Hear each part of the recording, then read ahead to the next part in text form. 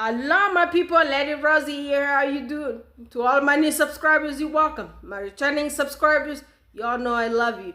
On this channel here, we do expose the racist treatment of Meghan Markle by the English media and the English royal family. How y'all doing? Welcome. So you know what happened today? Not today. It happened a few days ago.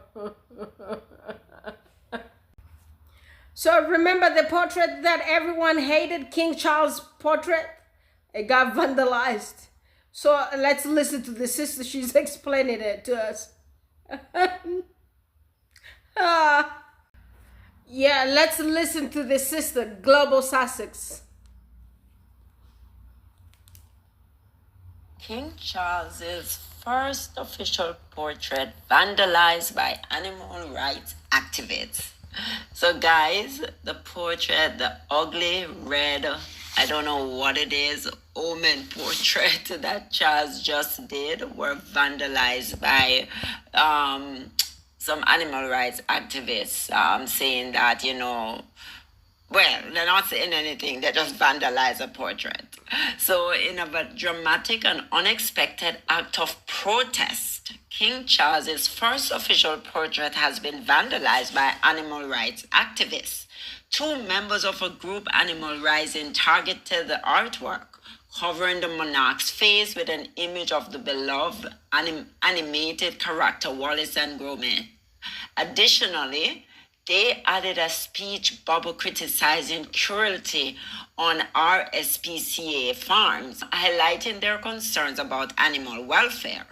The incident occurred during the public display of King Charles's portrait, which was intended to celebrate his ascension to the throne and his role as a national figurehead. The activists, armed with adhesive materials and posters, swiftly approached the portrait, placing the image of Wallace and Gromit over the king's face and affixing a speech bubble that addressed alleged animal cruelty on farms certified by the Royal Society for the Prevention of Cruelty to Animals. The message on the speech bubble affixed to the portrait read, "End cruelty on RSPCA farms now." This direct message underscores the activists' frustration with what they perceive as the RSPCA's failure to uphold its standard of animal welfare on farms under its certification. By targeting King Charles' portrait, the activists aim to draw significant public and media attention to their cause. And you have been having a lot of these activism going on where even the wedding that happened the other day, there were a lot of them out there throwing paint in the air and just talking about what they don't like, what's going on in society. So they do a lot of vandalism of buildings and, as you can see, the portrait of the king.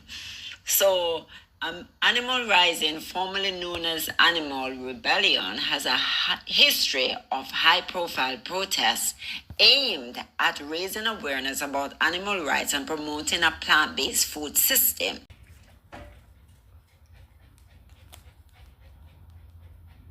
Animal Rebellion has a history of high-profile protests aimed at raising awareness about animal rights and promoting a plant-based food system. The group has previously targeted governmental and corporate entities they believe are complicit in animal cruelty and environmental degradation. By vandalizing the portrait, the activists sought to leverage the symbolic power of the monarchy to amplify their message. The act of vandalism has elicited a range of responses. Supporters of Animal Rising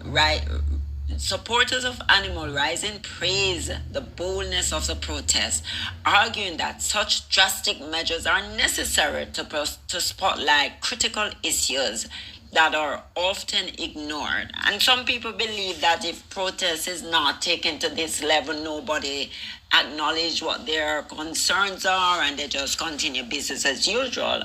And supporters are saying sometimes you have to have these drastic measures.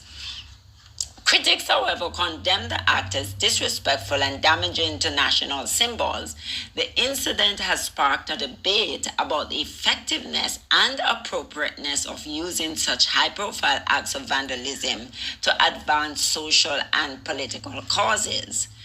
As of now, there has been no official comment from King Charles or Buckingham Palace regarding the incident.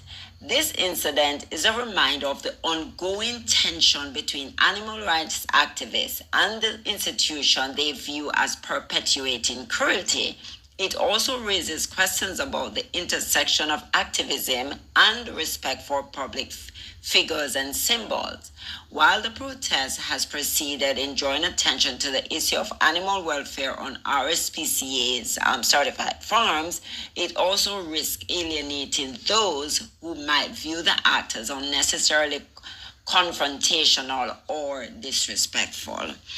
Well, as I say, some people will view, you're going to have different views. Some people is going to think they shouldn't do it. Some people are going to definitely think that they should because they're...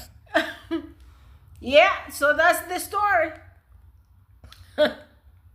The portrait got vandalized. The world spoke about that portrait for almost 2 weeks straight. 2 weeks, everyone was talking about that portrait. No wonder. These people they did what they did. If you're gonna ask my opinion, guess what? I really don't care about. I do not care about that racist guy. I do not care about his family. I do not care about anything that happens to his family or to him. I don't care. It is what it is to me. Yeah, let's listen what the English people are saying about it. Because I believe there might be a few around here. Let's look. Covering his face with an image of Wallace. Animal rights protesters have targeted a portrait of the king covering his face with an image of Wallace from the Wallace and Gromit films. It happened at a gallery in central London. Garrett Vincent is at the scene for us tonight. Garrett, can you talk us through what happened? Well, defacing works of art, Charlene, has become a popular tactic among certain protest groups. This incident, I think, a more light-hearted example of it. Have a look at what happened at around 11 o'clock this morning. 2 animal rights activists stuck a picture of Wallace from the Wallace and Gromit cartoons over the King's portrait with a speech bubble criticising the RSPCA for giving its official stamp of approval to farms where the activists say animal welfare standards are in fact shockingly bad. No damage was done to the painting. The cartoon was stuck onto the perspex which covers it. It is the first official painting of the king since his coronation. He unveiled it at Buckingham Palace last month. Charles is known to be a big fan of Wallace and Gromit. He's also a patron of the RSPCA, which has condemned what happened here this morning as an act of vandalism. The charity is nonetheless urgently investigating, it says, the activists' claims. Yeah. That's what the English media is saying about it. Well, I'm going to say fortunately for them, the painting was not really destroyed. They just did put some couple stuff on there just to cover it, to pass their message, I believe. Well, that's what the animal activists do. It is what it is. It is. I found this girl here, what she's saying about this portrait. And also loves to gossip. I desperately need to talk about, as a girl who went to art school and also loves to gossip, I desperately need to talk about the King Charles portrait. This is the portrait of King Charles that was unveiled this past week. It was commissioned by the royal family and it's the first portrait of him since his coronation. As you might notice, and as so many people have pointed out, this background is certainly a choice. It feels like very fiery. It feels like a lot of people have been joking that he's in hell. And I just want to say, as someone who studied art and studied art history, this is intentional. And this is truly brilliant, plausibly deniable shade about the royal family from the artist who rendered this. Red is such an intentional choice for this background because within art history, red can both symbolize energy, passion, love, and it can also symbolize anger, violence, And of course, we also can't forget the symbolism with red as far as like hell, blood, suffering, war, crimes against humanity, plausible deniability. What's interesting here is not only the way that this is like such a bright, jarring color, but also the way in which the background is painted with this very visible brushiness that almost comes into the figure, which makes it look like he is disappearing into the background or fading into this hellscape, which I think is such interesting symbolism, especially for a man who is inarguably at the end of his life, given his age. It's almost as if to say that all of these insignia, all of these accomplishments here that the royal family clearly wanted to highlight by asking for him to be depicted wearing this army regalia, but it's almost as if they're saying that this man at the end of his life will not be remembered for the things that he wants to be remembered for, like these military accomplishments, and instead he's going to be remembered for this violence. With that tension between how the royal family presents themselves versus what they will be remembered for, according to this artist, allegedly, plausible deniability on behalf of this artist, it's interesting how the face is almost over-rendered. You can tell that there's like extreme attention to detail. Every wrinkle on his face is almost over-articulated in a way that it almost comes across eerie. It's almost like an uncanny valley sort of a feeling, especially when you compare that to the almost outline that you get from his body. And again, if you think about how like royalty and how famous people are depicted in portraits throughout history, you often just get a bust. And it's like they're calling additional attention to that. Like, yes, your face might be remembered as a bust, but when we think about your legacy and the way that you're remembered throughout history, it's all the rest of this. One final thing to call out here is this butterfly here. I find it very interesting that it is hovering near his shoulder, but not quite touching it. And again, the butterfly is depicted with that same kind of hyper-realistic rendering that we see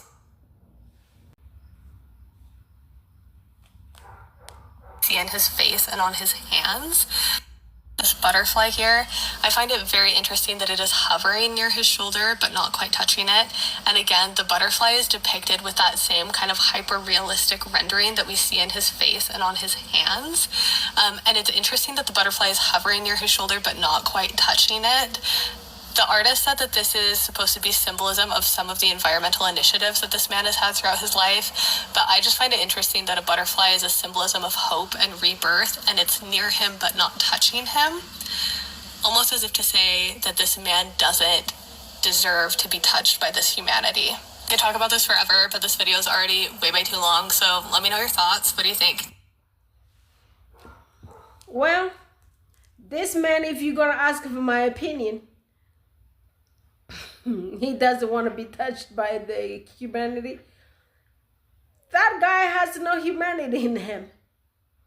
Look at what he did to his children. Look at what he did to his grandbaby. Only because the grandbaby has little black blood in him. He pulled the security. He pulled the security off that little baby. He pulled the security off of his own son, Prince Harry. What this portrait really tells you who this guy really is. That guy has no heart. Most horrible human being I've ever seen. And now he's leading y'all. Let's see where he's gonna end up with this reign of his. Food banks everywhere in the country. That's probably what he's gonna be remembered for.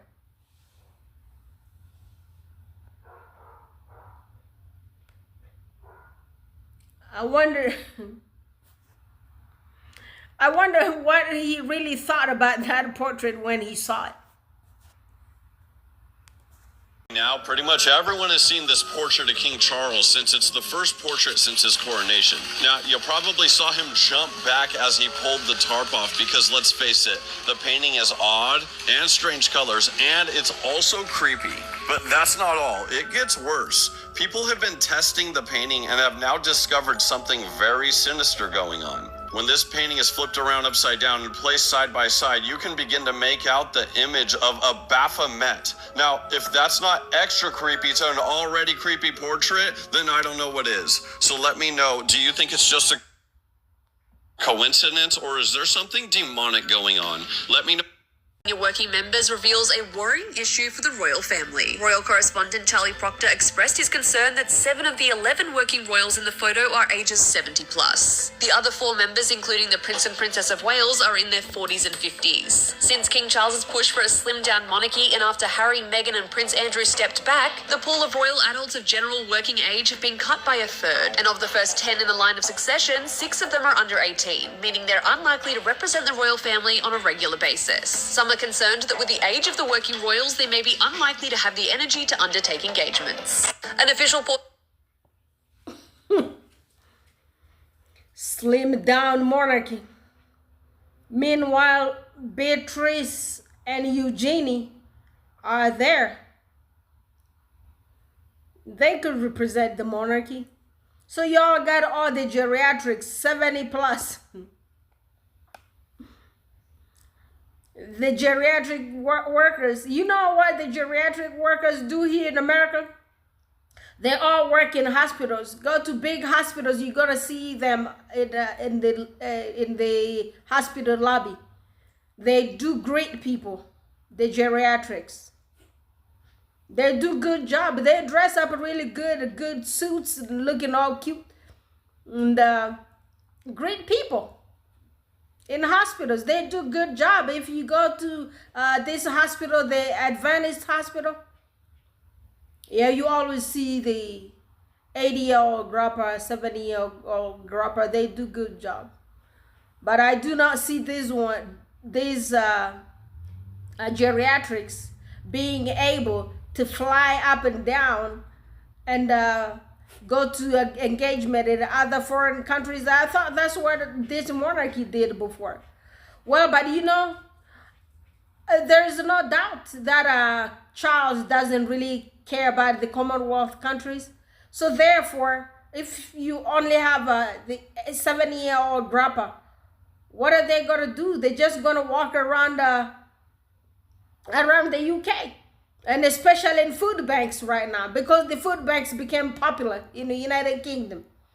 That's what they can do. Well, go there, but at least bring some can of fruit from the royal kitchen to the food banks. Don't go empty-handed. Y'all don't look too cute doing that. You know, in one of the videos, I saw Kate Middleton wearing all the high heels, looking all cute, going to food bank with nothing in her hands. They had to stop their car really far away. So Kate coming to food bank with a long high heel on and walking. They parked their car really far away so they could walk and show off to the public. I mean, people are hungry and you're coming to show off your clothing. I don't know well, but those people agreed to that. Yeah, those people agreed to buying them expensive clothing. Meanwhile, they ain't got no money to eat. Some of the parents in England told me here they have no money to even buy gas. They have to choose between buying gas or buy snacks for their children.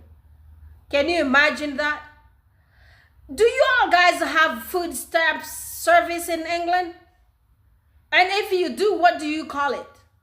Food stamps is when the government gives you a card with money on it, and they give you money on the same card to pay for your house every month.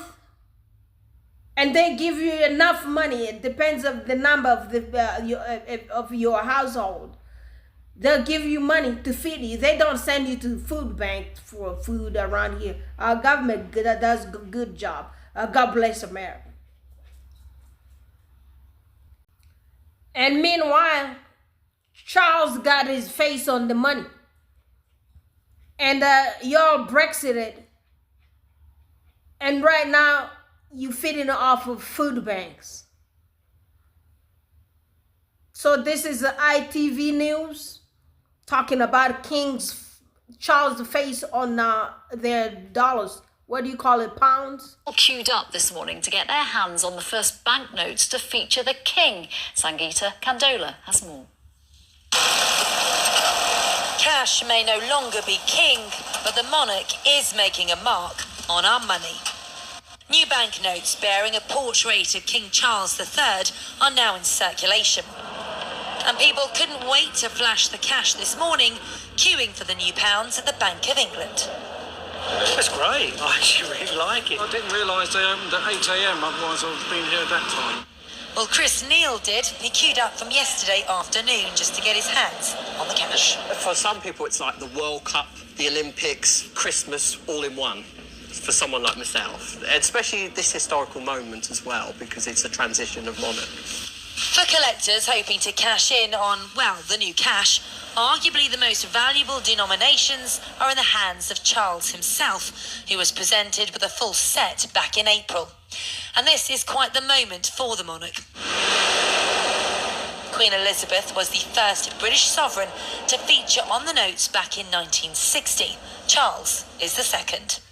It's actually been quite a challenge to change what is one portrait to what is quite a different portrait, but actually I think the overall look and feel is still very recognisable as a Bank of England banknote. So it's all change. Well, not quite. The new notes are co-circulating with those of the late Queen for the foreseeable, only gradually being replaced over time when notes are damaged or issued when demand for them increases. But while cash is on the decline on our high streets, it seems there is a high demand for these new notes. Yeah, y'all people demanding those new notes. But meanwhile, them food banks keep coming. They keep coming. Well, maybe it's the Prime Minister's fault. Well, they just gotta look for something to blame on the minority person. I don't know. Well, that guy was a house nigga himself too. That's Sunak, whatever you call him. Whatever's happening to him, everything they're saying about him right now, I'm actually sitting down here clapping. The same thing is gonna happen to Nana Akua. Yeah, them house niggers, please, girl, please. Yeah, guys, do you know a few minutes ago a president was died in an airplane in Asia? Okay, some pretty major breaking news. Malawi's vice president has just been killed in a plane crash with his wife and 8 others. Not again. This is just less than a month after Iran's president died in a helicopter crash. So I don't know what's going on with flights this year, but it's getting a little bit ridiculous. So this is Dr. Chilima and his wife the day before they went missing. And he was only 51 years old, and he was seen as a major contender for next year's presidential election. And before his political career, he held key leadership roles in companies like multinational companies like Unilever and Coca-Cola. So here are the details. I'm reading here that the military plane carrying the vice president disappeared from the airport's radar system yesterday morning after it was unable to land due to poor visibility. So I'm assuming weather issues.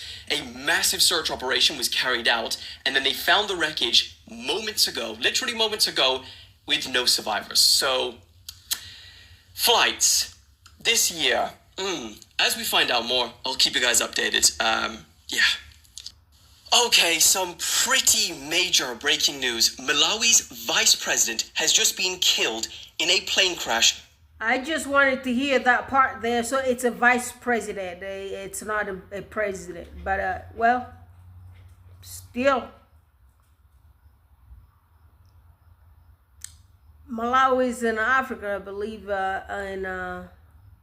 Okay, what part of Africa is Malawi? South Africa? It could be South Africa. Yeah, so what's going on with them world presidents nowadays? We're not going to talk politics here, but I'm just giving y'all guys news. We're talking news today for some reason. Yeah, now let's go to a little bit fun. Little bit, not too fun. So I got a Sarah Ferguson on, I believe it's a Great Britain, the Good Morning Great Britain. She's talking about Princess Diana, how she would have loved to be grandmother, and she is actually saying she's proud of Diana's children, how they're raising their children. So let's listen.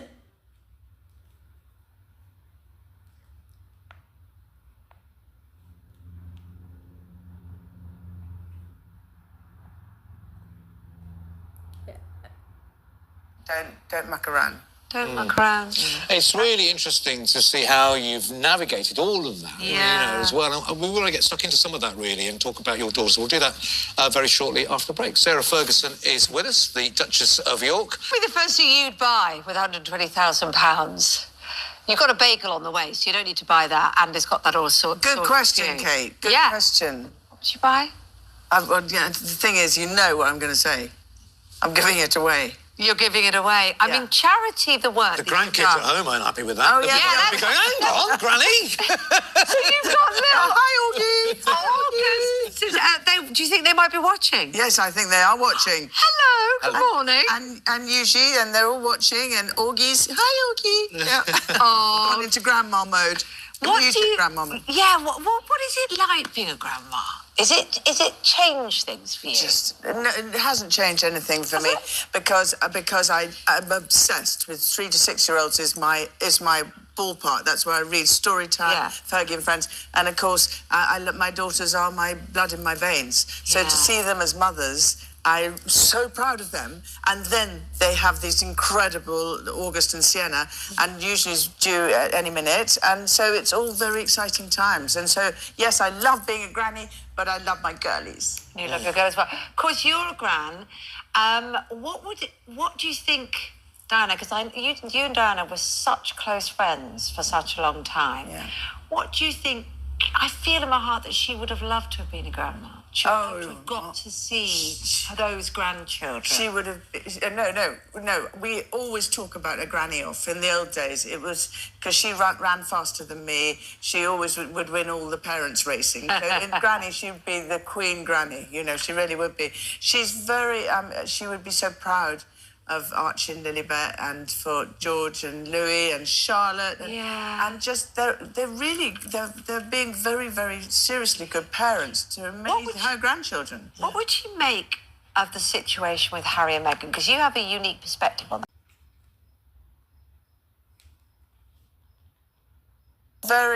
She would be so proud of Archie and Lilibet, and for George and Louis and Charlotte, and just they're being very, very seriously good parents to her grandchildren. What would you make of the situation with Harry and Meghan? Because you have a unique perspective on that, don't you? You lived in America, you've made a career in America, you've done your fundraising in America, been on television, you've done a very famous interview with Oprah.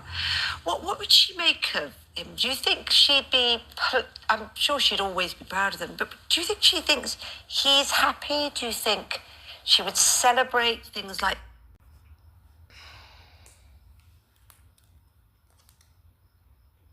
He's happy? Do you think she would celebrate things like the book and the way that things have been since the book's come out? Dutch, as I called her, Dutch, which is really... Dutch. Dutch was all about, as we all know, she was about losing the stigma of AIDS, HIV/AIDS. She was all about being true to her heart. And her heart would say, my boys have done really well. They look so happy. They are in their own family units, and they have beautiful, beautiful children. And that is what she'd look at. She would look at altitude, and she wouldn't look at the... I don't know. She's not here to speak for her. No. But from me, if I'm here talking to you, I would say that we should have much more kindness in life.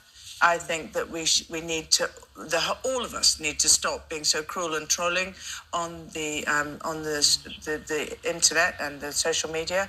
And I think that we need to really lead by example. Why don't you just smile and be kind? And absolutely, but you've always you've always been incredibly respectful of the institution. But in a sense, you were in a position of coming into it and establish the firm, and haven't spoken out about those experiences in the way that Meghan and Harry have, if I can put it like that. Good one, Kate. Okay, here we I don't even have gloves on. The thing is that I suppose the reason why I'm the way I am is because I really do. My grandmother always said, when you feel bad about others, give to others. When you feel bad about yourself, give to others. And so I sort of immediately look at the now. What's happening in Ukraine. We mustn't forget that 85.7 displaced people in the world. Afghanistan, Yemen, Syria, please let us keep that look on it. And so I've always managed never to go into a situation where I might say, oh, well, this is what happened to me, or this is this, because it's not about me. I think that I hit public life in 1986 and I became a public figure. And as you all know, the journeys, some of my journeys might have been, slightly better thought through.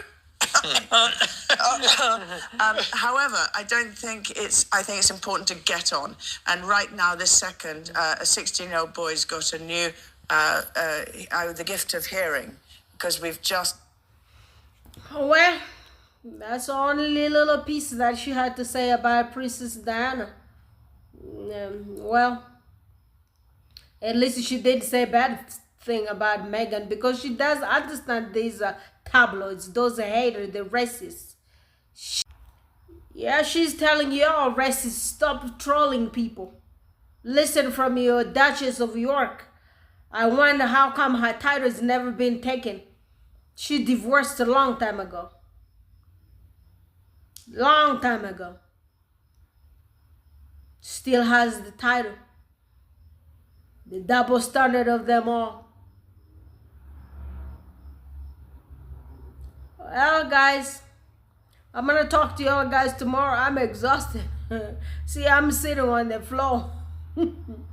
That should tell you something. I'm exhausted. I'm gonna talk to y'all guys tomorrow. Please subscribe to Isabella Back, subscribe to all the Sussex friendly channels, and subscribe to my channel. I love you all. I'll talk to y'all guys tomorrow. Bye for now. Bye-bye.